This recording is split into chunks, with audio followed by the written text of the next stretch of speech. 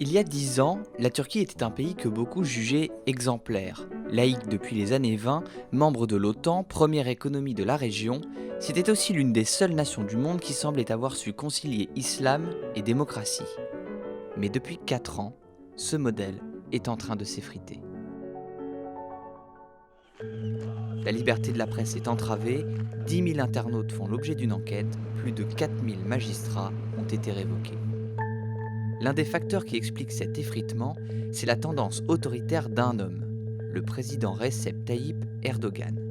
Un autoritarisme qui s'est renforcé au printemps 2013 lorsque la police a violemment réprimé les manifestations populaires place Taksim. Le pouvoir d'Erdogan ne cesse de grandir dans un contexte géopolitique instable. Alors, comment est-ce possible? Pour mieux comprendre, il faut d'abord regarder une carte.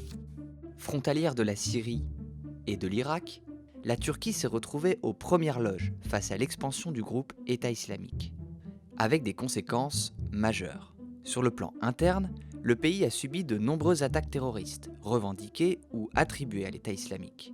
À Suruk, à l'aéroport d'Istanbul, puis dans une boîte de nuit d'Istanbul. Et puis il y a le conflit syrien qui a réveillé le nationalisme kurde. Peuple sans État, réparti entre 4 pays, les Kurdes sont divisés, mais ils luttent malgré tout pour leur autonomie. Surtout, ils sont les meilleurs adversaires de l'État islamique sur le terrain. Les milices kurdes ont gagné des territoires, assez pour s'autoriser à rêver d'autonomie, voire d'indépendance. En Turquie, le PKK, le Parti des travailleurs du Kurdistan, est en guerre ouverte contre le gouvernement d'Ankara depuis les années 80. Et il a profité de l'instabilité créée par le conflit syrien et l'État islamique pour relancer des attaques. C'est ce qu'il s'est passé à Ankara le 17 février 2016 ou à Istanbul le 10 décembre de la même année. Le PKK a aussi lancé une guérilla urbaine dans les principales villes kurdes, des combats qui ont fait fuir des centaines de milliers de personnes. Sur le plan extérieur, cette instabilité a eu des conséquences graves sur les rapports de la Turquie avec ses alliés occidentaux. Pour l'Occident, la crise aux portes de la Turquie présente un double défi. Défi militaire d'abord, il faut combattre l'expansion de l'État islamique qui s'est enraciné dans le chaos syrien et irakien.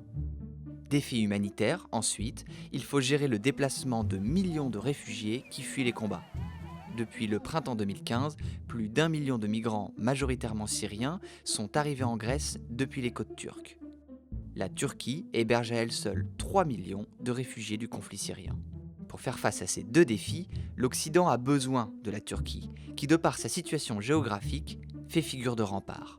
Ankara a accepté d'aider ses alliés occidentaux sur chacun de ces points.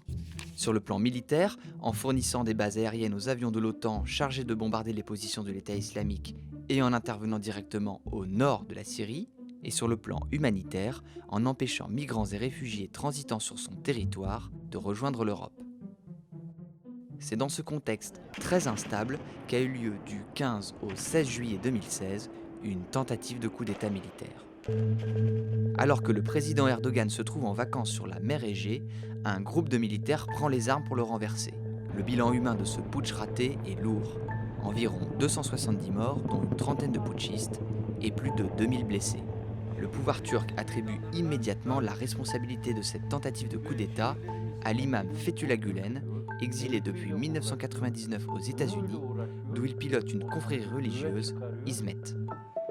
Dès lors, les atteintes à la démocratie et à la liberté de la presse se multiplient. Plus de 120 000 fonctionnaires ont été limogés en raison de liens supposés avec Gülen ou avec le PKK, parmi eux 30 000 enseignants.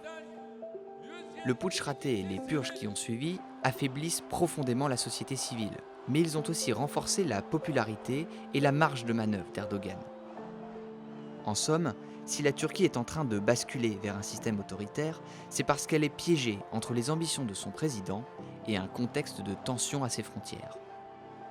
Si le projet de réforme constitutionnelle caressé par Erdogan est adopté par référendum en 2017, le président obtiendra des pouvoirs illimités.